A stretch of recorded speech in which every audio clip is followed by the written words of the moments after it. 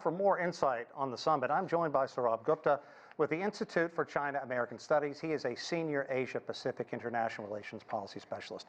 Thanks very much for taking time. We appreciate it. Now, since Russia pushed across the border into Ukraine, China has advocated discussions in an effort to end the fighting.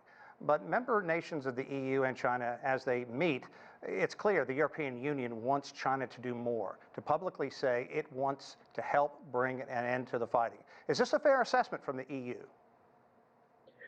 On the EU's part, it's a fair assessment, yes, that they can request this from China and from President Xi because China has good relations with Russia. But on this issue per se, on the Ukraine invasion, the fact of the matter is this was not broached between President Putin and President Xi. And it is President Putin who is dictating the timetable for his own actions and operations in Ukraine. So there's a limit to what China can frankly do. So the Europeans can ask for it, and even China might want to offer its assistance. But at the end of the day, that's not going to succeed until President Putin and the Ukrainians have some sort of arrangement that they wish to cease fire and to find political arrangements to their differences. Mr. Gupta, important time right now. I also want to kind of take you to Beijing because we're waiting on a news conference. We expect to hear Wang Lutong, the Director General of the Department of European Affairs, to speak at the China Foreign Ministry. Obviously, a lot going on. This is the first time that China and the EU have had this summit in 2 years. Even though it was virtual, it has become a very important time. EU trading with China has increased, and as I mentioned, of course, so much focus going on with China and how it could weigh in on the conflict going on between Russia and Ukraine. As I move on, the EU wants China to agree not to provide any assistance to Russia as Moscow pushes its way toward the Ukraine capital. How would you assess China's actions to this point? I think China's actions have been cautious. China's actions have been in favor of peace and humanitarianism, not weaponization and war. China is not breaching any of the sanctions. In fact, China is consulting closely with the United States with regard to sanctions, on which it was not even consulted, frankly, but which were unilaterally imposed. That having been said, the Chinese side do want to maintain regular... Mr. Gupta, I hate to interrupt you, but I really want to, and if you can sit tight for a second, I want to take you to this news conference going on in Beijing. Afterwards, after nearly 2 years, the annual China-EU summit was held yesterday. It's the most important high-level exchange between the two sides this year. Amid growing global instability, China-EU relations are facing new opportunities and challenges. The summit is therefore highly important.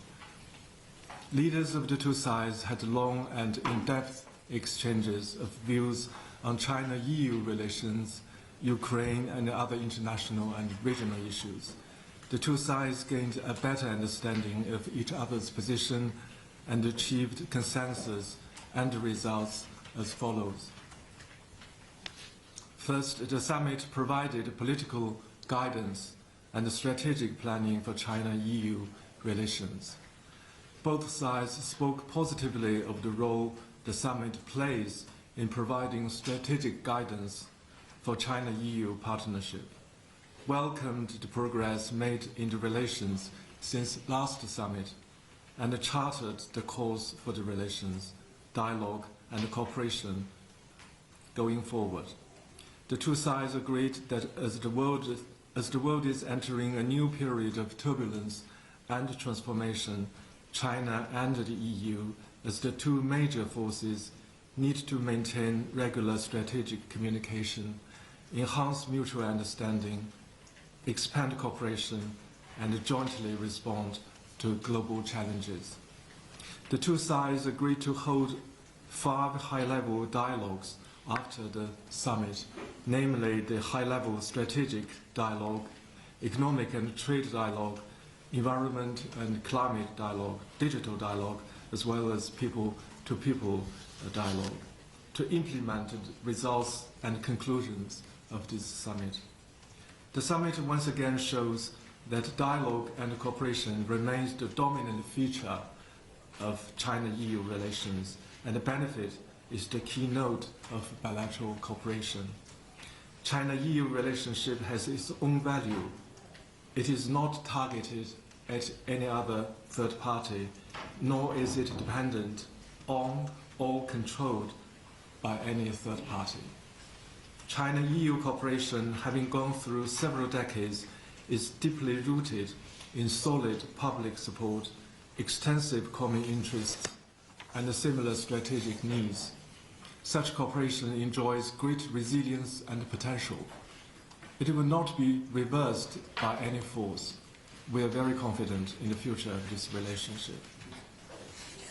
Secondly, the summit injected impetus into China-EU dialogue and cooperation in all areas. This year, 2022, is another challenging year for the world. The two sides agreed to counter international uncertainties with a stable China-EU relationship. We need to enhance policy coordination to tackle risks and challenges and contribute to sustainable recovery. We need to increase synergy between our green development policies and expand dialogue and cooperation to further materialize green cooperation. We need to step up cooperation in digital, agricultural, technological, and emergency management sectors to foster new highlights of cooperation. We should also work together to fight COVID-19 and promote people-to-people exchange. About stabilizing the global economy, we have seen shocks in global financial markets, mounting pressure of inflation, tight energy supply, instability in industrial and supply chains, and impact on logistics links on the Euro-Asian continent. China and EU will build on the mature mechanisms, including the high-level economic and trade dialogue, economic and financial dialogue, and the macroeconomic dialogue, to strengthen communication on microeconomic policies and exchange policy coordination. The two sides will also discuss energy security, food safety, stability of industrial and supply chains, and other issues important to the global economy. About economic and trade cooperation, leaders of the two sides applauded the record high trade in goods in 2021 and showed support for deeper economic and trade cooperation. Both believed that China-EU comprehensive agreement on investment is mutually beneficial, and the two sides agreed to advance the ratification process of this agreement. The two sides spoke positively of what has been achieved in a year since entry into force of China-EU agreement on geographical indicators and called for further implementation of the agreement by publishing the second batch of protected GI lists at the end of June to ensure high standard protection of GIs of both sides. China expressed concerns over the impact on Chinese businesses by a series of economic and trade policy tools launched by the EU in recent years. We urged the EU to keep trade and investment markets open, and in particular, refrain from creating new barriers so as to ensure a fair, transparent, and a non-discriminatory business environment for Chinese businesses. About green, climate change, and biodiversity cooperation. Green is a focus for industrial transformation for both sides and a highlight of our cooperation. The two sides will continue to deepen climate change cooperation and jointly work for the success of COP27. China is making active preparations for the second phase of the 15th meeting of the Conference of the Party to the Convention on Biological Diversity, and we are ready to work with the EU for a successful meeting and conclusion of an ambitious, pragmatic, and balanced post-2020 global biodiversity framework. China and the EU signed Common Ground Taxonomy, that is CGT, on sustainable finance at the end of 2021. Going forward, we need to further improve and apply the CGT to provide more guidance and support for deeper sustainable financial cooperation. About cooperation in science and technology innovation and people-to-people exchanges, the two sides agreed to make good use of China-EU high-level innovation cooperation dialogue and other existing mechanisms, renew China-EU co-funding mechanism on research and innovation cooperation at an early date, and conclude negotiations on the China-EU science and technology and innovation cooperation roadmap. The two sides agreed to hold a high-level digital dialogue as early as possible to set the direction and priorities of cooperation. The two sides agreed to step up dialogue and cooperation on emergency management and humanitarian issues. To further strengthen anti-COVID cooperation, China and the EU will work to close the immunization gap and make effective medicines more accessible. The two sides will work for the success of the 6th China-EU high-level people-to-people dialogue. In the context of COVID-19, we will jointly explore ways to enhance people-to-people and cultural exchange. The two sides exchanged views on human rights. China believes that human rights are concrete and based on history and reality. We urge the EU to respect each other country's independent choice of development for human rights and uphold an objective, just, and non-selective position in this area. Thirdly, the summit deepened communication and coordination on international and regional hotspot issues. Leaders of the two sides had in-depth discussions on Ukraine, the Iranian nuclear issue, the Korean Peninsula, Afghanistan, and Myanmar. They agreed that for China and the EU, these are areas of cooperation rather than points of friction. The two sides agreed on general goals such as easing tensions, ceasing hostilities, promoting peace talks, seeking political settlement, and upholding peace and stability. We have much in common in our basic positions. The two sides will maintain communication in the principle of mutual respect, build consensus, find solutions to issues, and tackle global challenges. On Ukraine, leaders of the two sides laid out their views and positions on the current situation. This has enhanced mutual understanding and produced much consensus, which is maintaining world peace, security, stability, and prosperity. Both sides support peace talks and efforts to ease tensions, prevent large-scale humanitarian crises, and rein in spillovers. Neither side hopes to see a world moving towards division. Both sides oppose a new Cold War or any form of Cold War.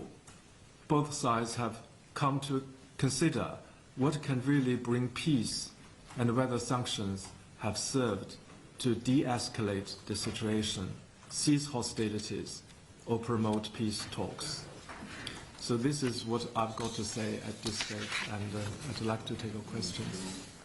Well, we heard a great deal there from Wang Lutong, the Director General of the Department of European Affairs at the Chinese Foreign Ministry in Beijing. He really touched on the laundry list of important and global issues that the EU and China discussed during this virtual summit, and a couple of characterizations that really kind of jumped out at you. One, that it's a challenging time for the world, and secondly, it's important that the EU and China play a significant role in world turbulence right now.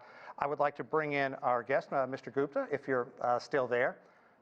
Yeah. I'd like to get your thoughts on what he said about how important it is right now, considering the semi-explosive state that the globe is in right now, and his discussion about how China and the EU can play very important parts in people-to-people discussions and other ways to try and reduce the tensions and perhaps find some kind of dialogue moving forward between Ukraine and Russia. What did you think?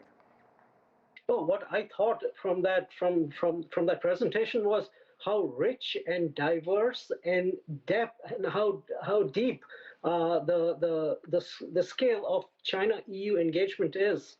And of course, we are at this point of time talking about Ukraine because it is a real tragedy what's happening out there. But that these two major countries and blocs need to be pillars of stability at this point of time, and that the areas of cooperation are so rich. Think in terms particularly in the context of US and China can barely sit at a table to discuss anything. And here we have so many work streams going forward. We have work streams on trade, we have work streams on digital policy, we have work streams on the environment, on people to people. And I think it's great that the two countries have resolved to redouble their effort to again move forward on all these work streams which were interrupted by COVID-19. And I think that's going to be good for the world. Mr. Gupta, if I can, though, I mean, it's interesting because we're hearing one side of this, and it's interesting that there was no kind of joint communique, no kind of narrative that came from both the EU and China. What about that? Does that cause you any pause moving forward, or do you think it's just so soon after these two sides really had a chance, as you mentioned, not just countries, but blocs sitting down, trying to find a way forward to talk about everything from COVID to trade to technological improvements? There's just so much on the table. I wouldn't read too much into that. I will say that, yes, at the European end, there is also a certain degree of dissatisfaction to the extent that China cannot be more proactive. But what we have to understand is that, yes, the Ukraine-Russia conflict is all-consuming at this point of time, but this is fundamentally a European conflict, and it needs to have been dealt with better by Europeans in the years and decades before they came to a conflict.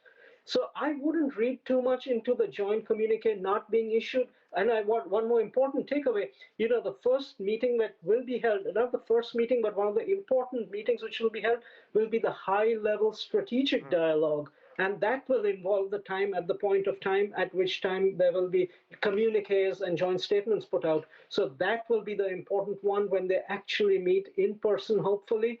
And so I won't read too much into this, but yes, there is the point made that the Europeans are not completely on the same page as China and want to express a certain degree of dissatisfaction. Let's talk about economic ties between these two, because it has become so important since the last time they were able to have a summit. And you look at the amount of trade between China and the EU right now, and Mr. Wang Lutong talked about so much. The economy globally, inflation, energy concerns, those are critical elements if you take Ukraine and Russia out of the equation, but putting that conflict into the equation, it becomes even that much more important. So it is very important that these high-level, President Xi Jinping, Li Keqiang, sit down with the leaders of the European Council, European community, and hash out these issues. Yeah, these are two. What is the EU is what, 13 trillion, 14 trillion, China 17 trillion economy, the two of them put together $30 trillion US dollars. Obviously, these are hugely important stabilizing influences in the global economy at a difficult time. And we have to remember, we are just barely kind of coming out of COVID, which was the huge dislocation, which actually brought all these meetings to a kind of to a suspension. But again, as we saw out here, how much there is in terms of that the two sides can transact. First of all, we have the Comprehensive Agreement on Investment, which is a high standards agreement waiting to be ratified so that it can be implemented. It has many important disciplines related to industrial subsidies rulemaking, which will be a hot topic for the rest of the decade. And the two sides have taken a stab at it. It's a very good document. And imagine, this is typically something the US and China initially sign, and the EU's then come on board. It's the Chinese and the EU have moved forward in this regard. And I mean, I could go on in terms of on climate. The China has its emissions trading scheme, which kind of mimics the European emissions trading scheme, and the two countries can start finding areas of cooperation out there, and also in the area of digital policy. So I think immense areas where they need to sit down, transact, and they will find mutually beneficial outcomes.